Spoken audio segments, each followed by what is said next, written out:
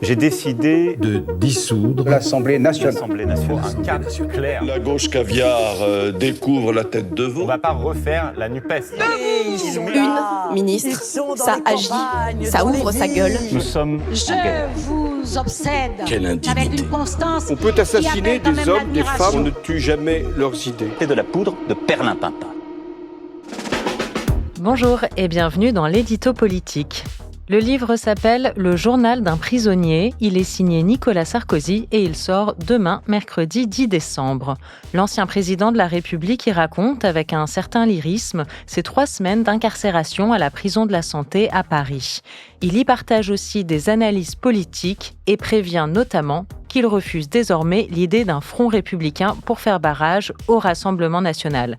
Le RN ne constitue pas un danger pour la République, écrit noir sur blanc Nicolas Sarkozy.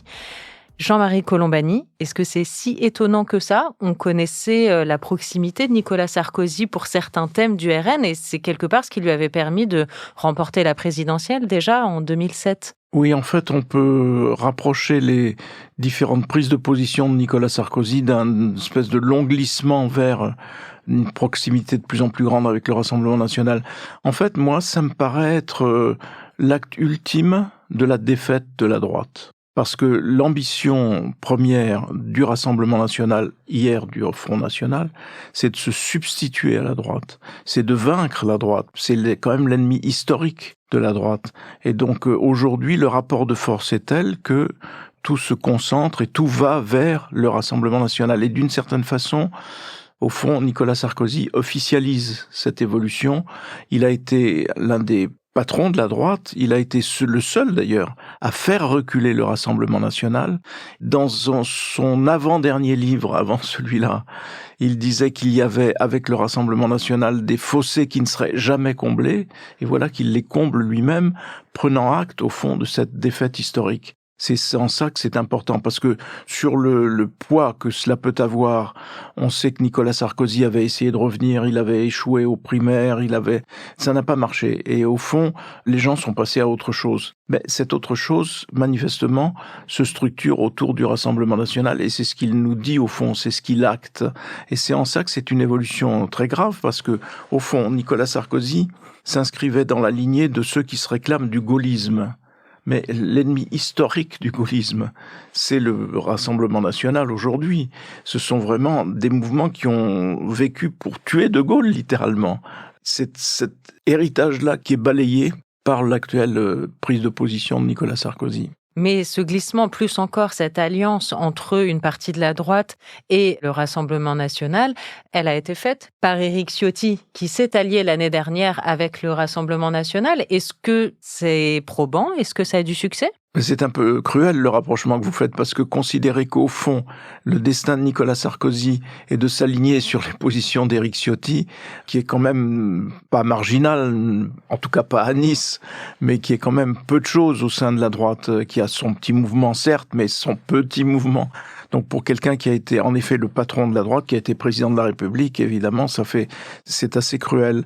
Je pense en même temps que, en dehors de cet aspect politique, il y a aussi un côté dans le livre où il oppose la foule de ceux qui l'ont soutenu, de ceux qui se sont manifestés en sa faveur, et puis la médiocrité du personnel politique et puis surtout des juges, parce que c'est aussi un message adressé aux juges dont ils pensent qu'ils ont voulu la battre définitivement et dont il dit, voyez, non seulement je suis toujours debout, mais regardez tous les gens qui se sont manifestés et qui me soutiennent. Ce soutien d'ailleurs conduit à une forme de proximité avec l'actuel vice-président de l'Assemblée nationale, Sébastien Chenu, qui vient d'ailleurs du RPR, et puis aussi une proximité surprenante avec Marine Le Pen. Marine Le Pen ayant été élégante dans ses commentaires lorsqu'il a été condamné, voilà désormais qu'il échange des promesses avec Marine Le Pen en promettant à la patronne du Rassemblement national de ne plus jamais faire partie de ceux qui opposent au Rassemblement national un front républicain. Le Front républicain, c'était le grand œuvre de Jacques Chirac, par ailleurs, qui mettait des barrières qu'en effet, dans l'histoire récente, Nicolas Sarkozy a fait tomber petit à petit, l'une après l'autre, mais ça c'était les thèmes qu'il évoquait et qui maintenant se traduisent par cette prise de position.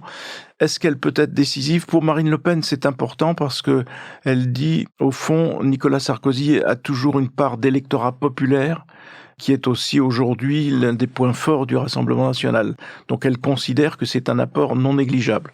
Nous verrons, en même temps, on ne sait pas ce que sera la position des autres leaders républicains, mais il me semble que dans les faits, concrètement, lorsqu'il faudra voter, on aura quand même de la part du Parti républicain actuel, des LR, une position qui ressemblera fort à celle de Nicolas Sarkozy aujourd'hui. Un mot pour finir, Jean-Marie Colombani, si vous le voulez bien, sur ce que Nicolas Sarkozy dit dans son livre de l'état actuel de sa relation avec Emmanuel Macron. On a su les deux hommes politiques, peut-être pas proches, mais en tout cas, Nicolas Sarkozy était consulté par Emmanuel Macron lors de ses premières années de mandat présidentiel. Aujourd'hui, Nicolas Sarkozy critique vertement la dissolution de l'Assemblée nationale de l'année dernière. Il la qualifie de caprice de la part d'Emmanuel Macron et il écrit que ça a fait tourner la page de leur amitié. Il a en tout cas complètement tourné parce qu'au départ, ils étaient complices puisque, au fond, Emmanuel Macron avait pour vertu cardinale aux yeux de Nicolas Sarkozy d'avoir écarté François Hollande. François Hollande qui avait battu Nicolas Sarkozy à l'élection présidentielle. Donc il se rejoignait, au fond, dans l'hostilité à François Hollande. Et ensuite, Nicolas Sarkozy semblait s'être imposé comme l'un des conseillers, sinon le conseiller politique du président Macron. Conseiller politique où il a fini par dire « mais il me pose des questions, il me sollicite, mais il ne m'écoute pas ». Et évidemment, le point clé de cette évolution vers l'éloignement, ça a été la dissolution que, évidemment, Nicolas Sarkozy a désapprouvé parce que c'était une gigantesque erreur et ça, on peut difficilement dire autre chose. Donc, petit à petit, la distance s'est installée et aujourd'hui, il y a, de la part de Nicolas Sarkozy, on peut le dire, une franche hostilité. Et donc, point final à ce qui aurait pu être un destin politique qui s'épaulait l'un l'autre, ça n'a pas été le cas et ça ne sera pas le cas. Et point final de l'édito. Merci beaucoup Jean-Marie Colombani. On se retrouve ce vendredi pour Le Monde devant soi. L'édito politique est un podcast de Slate.fr. Présentation, Hélène Decomer. Prise de son, montage et réalisation, Aurélie Rodriguez.